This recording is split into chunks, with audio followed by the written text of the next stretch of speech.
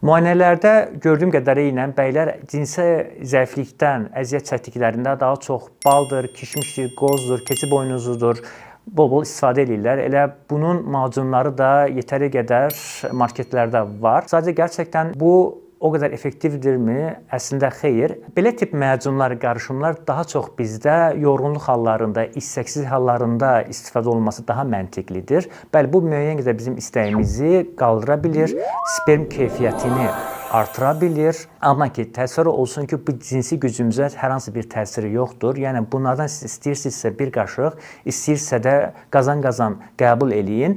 Bu, bizim sərtləşməyimizə kəsinliklə bir təsiri olmur.